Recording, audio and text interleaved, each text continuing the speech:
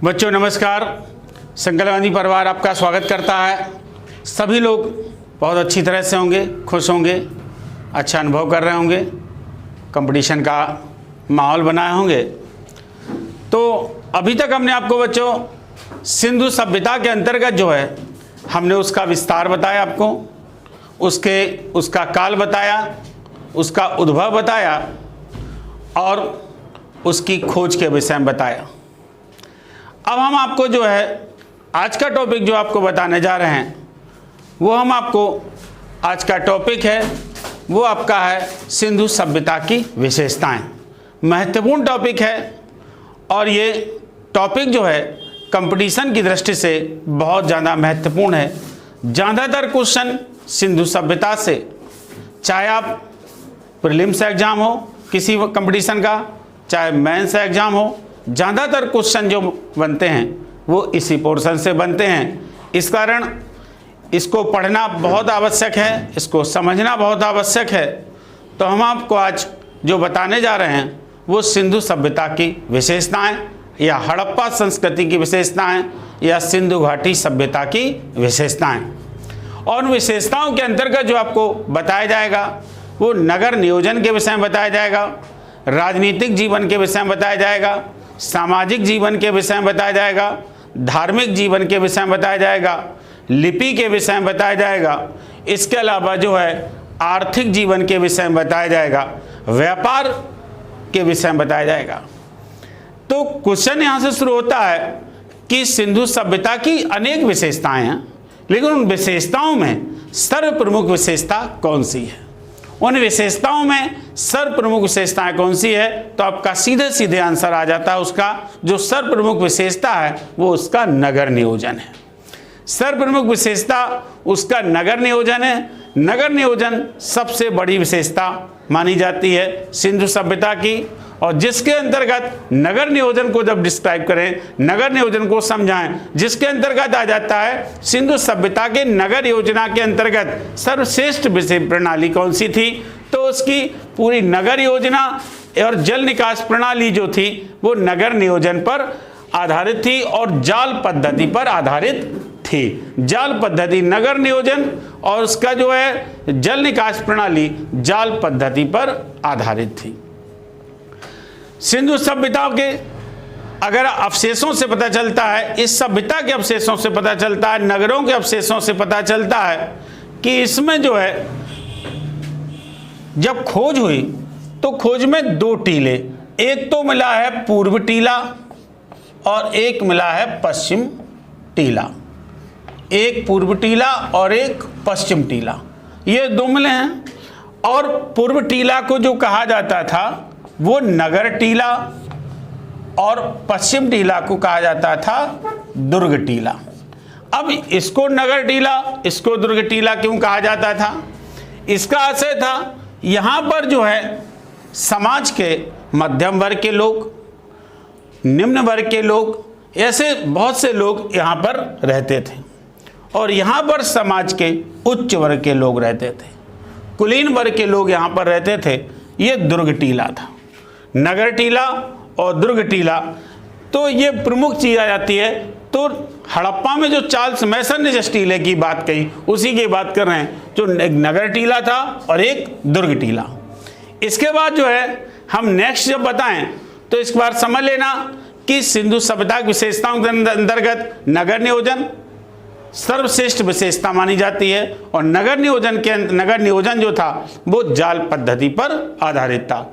नगर नियोजन और जल निकास प्रणाली जाल पद्धति पर आधारित थी। अब नगर नियोजन के अंतर्गत जब हम करते हैं तो एक क्वेश्चन आ जाता है सिंधु सभ्यता की नगर योजना के अंतर्गत कौन सी विशेषता है या कौन सी विशेषता नहीं है, यह क्वेश्चन आ जाता है। अब सिंधु सभ्यता की सड़कें कैसी थी? जब सड़कें आ जाती हैं तो सड़कें एक दूसरे को 90 अंश अर्थात समकोण पर काटती थी। 90 अंश अर्थात समकोण पर काटती थी एक दूसरे को 90 अंश अथवा समकोण पर काटती थी। चार सड़कों के बीच में जो है एक चौराहा होता था, और चौराहा होता था, सड़क के किनारे किनारे जो है बड़े नाले होते थे, बड़े नाले होते थे, सड़क के किनारे किनारे बड़े नाले होते थे। और जो आ जाता है नगर योजना के अंतर्गत, जब हम नेक्स्ट चलेंगे तो हम यहाँ चलेंगे तो आवास वहाँ किस प्रकार के थे। नगर योजना के अंतर्गत जो है वो आवास कैसे थे, सड़कें या जो है नगर निश्चित योजना के अनुसार बसाए गए थे। जो बड़ी सड़क होती थी उसको प्रथम सड़क कहा जाता था। सड़क मिट्टी की बनी होती थी, नालियाँ ईंटों तथा पत्थरों से ढकी होती थी। ईंटें जो थी वो आयताकार थी और ईंटों का अनुपात जो था वो 4:2:1। ईंटों का अनुपात इस तरह से माना जाता 4:2:1। इस तरह से ईंटों का अनुपात था। और जो सड़कें जो थी वो आपके एक दूसरे को समकोण पर काटती थी, और बड़ी सड़क को, जो बड़ी सड़क नगर की प्रमुख सड़क थी, उसे प्रथम सड़क के नाम से जाना जाता था। प्रथम सड़क के नाम से जाना जाता था। अब यहाँ से क्वेश्चन है, क्या सड़क पर जो बड़ी सड़क होती थी उस पर मकान बने होते थे, उनके दरवाजे बड़ी सड़क पर खुलते थे? नहीं, उनके मकान जो है, जो बड़ी सड़क से छोटी सड़क जो निकलती थी, बड़ी सड़क से जो छोटी छोटी सड़कें निकलती थी, उनके जो दरवाजे, मकानों के दरवाजे होते थे, वो छोटी सड़क पर खुलते थे, छोटी सड़क पर खुलते थे। तो इस तरह जो है ये उसकी पूरी विशेषता। अब आवास पर आ जाते हैं तो नेक्स्ट आ जाता है उसके आवास कितने प्रकार के थे, भवन कितनी श्रेणियों में बटे हुए थे। तो भवन आ जाता, एक आवासीय भवन था, एक विशाल भवन माना जाता था, और एक सार्वजनिक स्नानागार या अन्नागार। आवासीय भवन जो होते थे उसमें लोग रहते थे, उनमें खिड़कियां होती थीं और रोशनदान भी होते थे, पूजा घर भी होते थे। प्रत्येक भवन में एक पूजा घर होता था और विशाल भवन भी होता था, और प्रत्येक भवन में एक स्नानागार होता था। लेकिन सार्वजनिक स्नानागार की बात आती है, सार्वजनिक स्नानागार का आशा होता था किसी विशेष अवसर पर, किसी विशेष कार्यक्रम पर, विशेष त्योहार पर लोग स्नान करने जाते थे और उसको कहते थे सार्वजनिक स्नानागार। और सार्वजनिक स्नानागार के जो अवशेष मिले हैं वो आपको मोहनजोदड़ो में बताते हैं। मोहनजोदड़ो में सार्वजनिक स्नानागार के अवशेष मिले हैं, और ये बहुत ज़्यादा पूछा जाता है कि सिंधु सभ्यता में सार्वजनिक स्नानागार के अवशेष कहाँ पर मिले हैं। तो आंसर आपका होगा मोहनजोदड़ो। मोहनजोदड़ो में जो है स्नानागार के अवशेष मिले हैं। और फिर क्वेश्चन आ जाता है, इस यहाँ से कौन क्वेश्चन पूछा जाता है, जो विशाल स्नानागार मोहनजोदड़ो मिला है उसमें जल की आपूर्ति कहाँ से होती थी? जो मोहनजोदड़ो में विशाल स्नानागार मिला है उसमें जल की आपूर्ति कहाँ से होती थी? तो आंसर आपको होगा वो कुओं से। कुओं से जो है वो जल की आपूर्ति होती थी। फिर क्वेश्चन दूसरा आ जाता है इसी में कि जो विशाल स्नानागार है उसमें सीढ़ियां जो बनी थी वो किस दिशा की ओर बनी थी? तो वो उत्तर और दक्षिण दिशा की ओर वो सीढ़ियां बनी थी। ये क्वेश्चन तो बहुत ज्यादा पूछे जाते हैं कि एक तो जल की आपूर्ति कहां से होती है, तो कुओं से, और दूसरा सीढ़ियां कैसे बनी हैं, तो उत्तर और दक्षिण में सीढ़ियां बनी हैं। और फिर आ जाता है आपका अन्नागार। अन्नागार हम धान्य कुठार भी कह सकते हैं। और अन्नागार के क्वेश्चन आ जाता है, सिंधु सभ्यता की सबसे बड़ी इमारत कौन सी मानी जाती है? सिंधु सभ्यता की सबसे बड़ी इमारत कौन सी मानी जाती है? तो सिंधु सभ्यता की सबसे बड़ी इमारत अन्नागार मानी जाती है। अन्नागार थी। क्वेश्चन आ जाता है अन्नागार के अवशेष कहां पर मिले हैं? तो अन्नागार के अवशेष भी मोहनजोदड़ो में मिले हैं। अन्नागार के अवशेष भी मोहनजोदड़ो में मिले हैं। तो इस तरह से जो है इसका नगर नियोजन हमने आपको बता दिया है। और नगर नियोजन में आ जाता है कि कहीं कहीं ऐसा आ जाता है कि पूछा जाता है कि पकी ईंटों के चबूतरे कहां पर मिले हैं? तो पकी ईंटों के चबूतरे कालीबंगा आ जाता, वहां से पकी ईंटों के चबूतरे मिले हैं।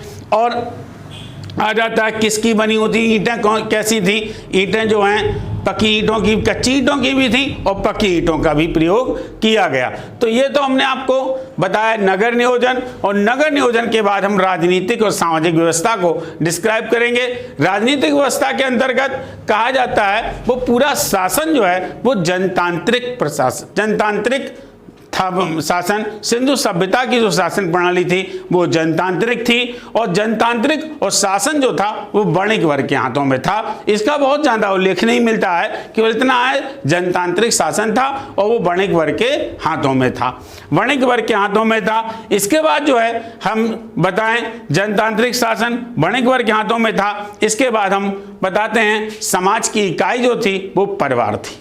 समाज की इकाई परिवार थी, संयुक्त परिवार की प्रथा मानी जाती थी, वहाँ पर सामाजिक व्यवस्था के अंतर्गत है ये, और समाज आपका संयुक्त परिवार की प्रथा मानी जाती थी। और परिवार कैसे थे या समाज कैसा, क्वेश्चन दोनों में ऐसा जाता है। परिवार कैसे थे, समाज कैसा था, तो मात्र सत्तात्मक, समाज की व्यवस्था जो थी वो मात्र सत्तात्मक थी, माता प्रधान होती थी, माता की प्रधानता थी। इसलिए सिंधु सभ्यता के परिवार या समाज जो था वो मात्र सत्तात्मक माना जाता।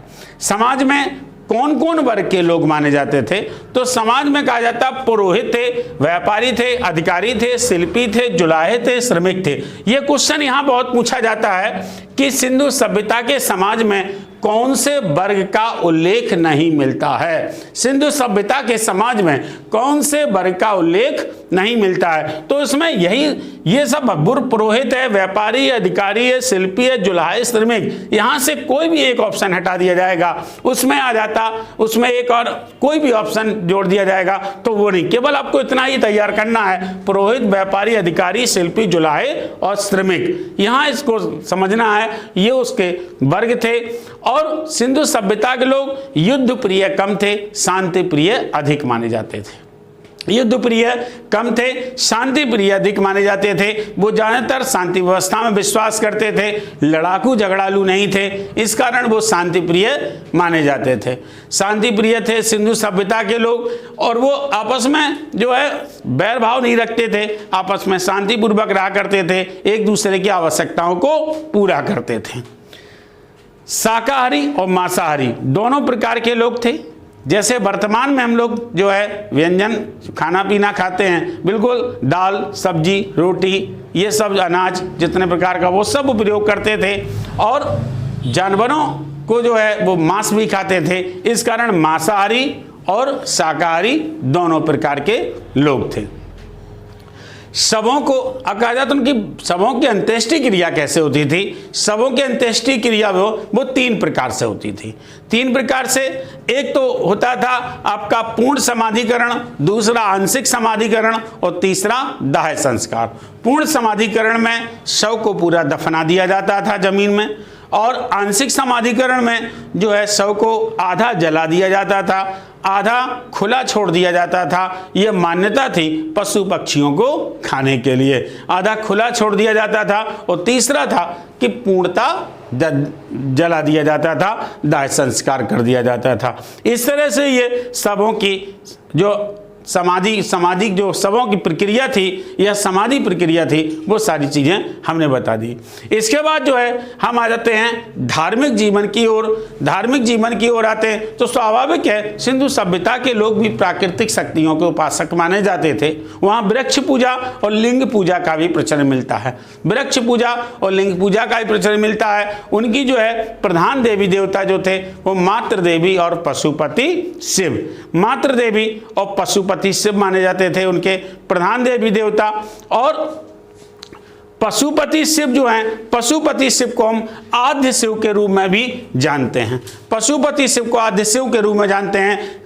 आता है क्वेश्चन, योगी की मूर्ति कहाँ पर मिली है, सिंधु सभ्यता में योगी की मूर्ति कहाँ पर मिली है, या 3 जो है सींग वाले साधु की मूर्ति कहाँ पर मिली है, इस तरह से क्वेश्चन आ जाता है तो वो मोहनजोदड़ो मिली है। और मोहनजोदड़ो में जो योगी की मूर्ति मिली है तो उसको जो है आद्य शिव की, सर जॉन मार्शल ने उन्हें आद्य शिव की संज्ञा दी है। तो सिंधु सभ्यता के जो प्रधान देवी देवता थे मातृ देवी और पशुपति शिव। सिंधु सभ्यता का पवित्र वृक्ष माना जाता है। पवित्र वृक्ष की बात आती है तो सिंधु सभ्यता का पवित्र वृक्ष जो है, पवित्र वृक्ष सिंधु सभ्यता का पीपल था। सिंधु सभ्यता का पवित्र चिन्ह आ जाता है तो पवित्र चिन्ह है वो स्वास्तिक आ जाता है, स्वास्तिक पवित्र चिन्ह था। और सिंधु सभ्यता का पवित्र पशु आ जाता है तो कुंवर वाला सांड अथवा बैल माना जाता है। कुंवर वाला सांड अथवा बैल माना जाता है। जो है क्वेश्चन आ जाता है आपका, फिर 3 मुख वाले पुरुष या योगी की मूर्ति कहाँ मिली? मोहनजोदड़ो में, और जिसके 3 सींग हैं। अब यहाँ क्वेश्चन पूछा, बहुत ज़्यादा क्वेश्चन पूछा जाता है कि मोहनजोदड़ो से जो 3 सींग वाला जो एक योगी मिला है उसके बाईं ओर कौन से जानवर हैं और दाईं ओर कौन से जानवर हैं, ये क्रम पूछ लिया जाता है। इसलिए ध्यान रखना, बाईं ओर एक गैंडा और एक भैंसा, बाईं ओर एक गैंडा और एक भैंसा, और दाईं ओर एक हाथी, व्याघ्र और हिरण। यह ध्यान रखना, यहीं से क्वेश्चन पूछ लिया जाता है कि सिंधु सभ्यता में गैंडा के अवशेष कहां पर मिले, सिंधु सभ्यता में गैंडा के अवशेष कहां पर मिले हैं। तो आंसर पता ही होगा, जब सिंधु सभ्यता में जो योगी के मूर्ति के जो बाईं ओर है वो एक गैंडा है तो गैंडा के अवशेष कहां पर मिले हैं? मोहनजोदड़ो में। भैंसा के अवशेष कहां पर मिले हैं? कहीं कहीं क्वेश्चन आ जाता है कि भैंस के अवशेष कहां पर मिले, यहाँ क्वेश्चन आ जाता। अब यहाँ लिखा भैंसा, वो वहाँ आ जाता भैंस के अवशेष कहाँ पर मिले, तो यहाँ कन्फ्यूजन हो जाता। अब ये मान लो कि यही आंसर है, वो केवल कन्फ्यूजन के लिए कर दिया जाता है। तो भैंसा के अवशेष जो है मोहनजोदड़ो में मिले हैं, हाथी के अवशेष कहाँ मिले, व्याघ्र के अवशेष कहाँ पर मिले, ये सारी चीजें मोहनजोदड़ो में मिले हैं।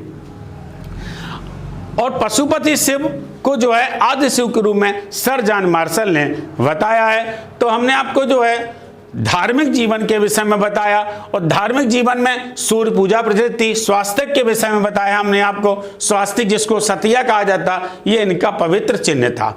अगर मनोरंजन के साधन के रूप में पहुंचाया जाए कि सिंधु सभ्यता में मनोरंजन के साधन क्या थे?